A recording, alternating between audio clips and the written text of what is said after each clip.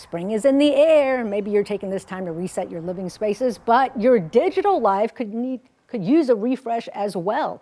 As we all rely more on technology, our digital footprint is quietly growing in the background.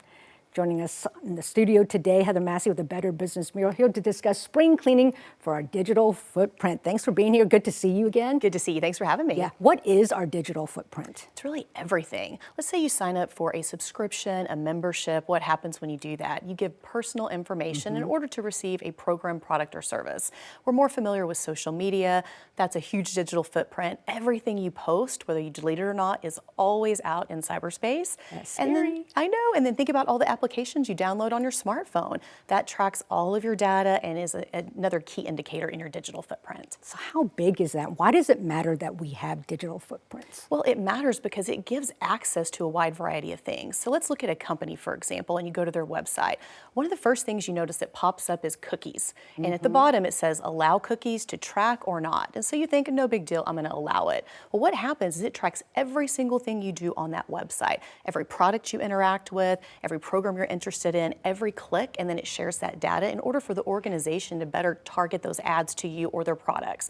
But it also captures that information. So you want to make sure you know exactly what you're sharing with them. And sometimes they can sell your data as well, but they can, and that's why it's key to make sure that website has a privacy policy. Privacy policies might sound boring, but they're very important. If you have a website that doesn't have one, it can capture anything that you put on there, and they're not responsible for protecting it. Make sure they have a privacy policy. Listen, I've been reading privacy policies, and I've not gone to those websites because sometimes they don't give you an option to opt out, right? Absolutely. So you want to make sure you understand what you're interacting and sharing with.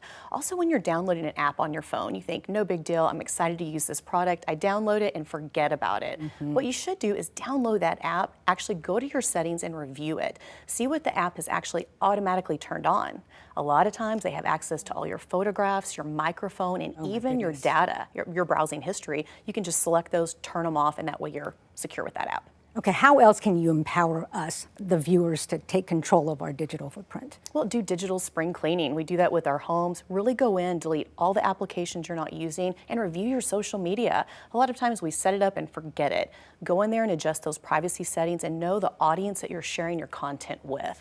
A lot of times things creep up, and before you know it, you've shared things with people you don't want or different audiences or platforms. So take a pause and really try to clean up what you have on social media. So if you're lazy like me, are there services out there that can do this for me? There are all kinds of different applications that you can use, but you also want to do your research, especially if you're maybe hiring a company to clean up some of your data with your business. You can always do that on our website at bbb.org and find an accredited business that can really help you navigate that situation. That was my next question. How do we know that it's a reliable, credible business? So BBB. Yeah, bbb.org. You can see that with our accredited businesses. Know that they adhere to our standards and they have been vetted, and they're there to really help and support you. And it lets you make a informed decision. So you can go through and look at those businesses and decide who you want to work with. That's key. Heather Massey with the BBB. Anything else viewers should know about our digital footprints? Yeah, when you are online, just make sure you're cautious with what you share. Use that lockbox when you are on a website. Make sure it's secure. And if you get those text messages or things kind of prompting you to do updates, just be a little bit cautious and make sure you proactively seek them out.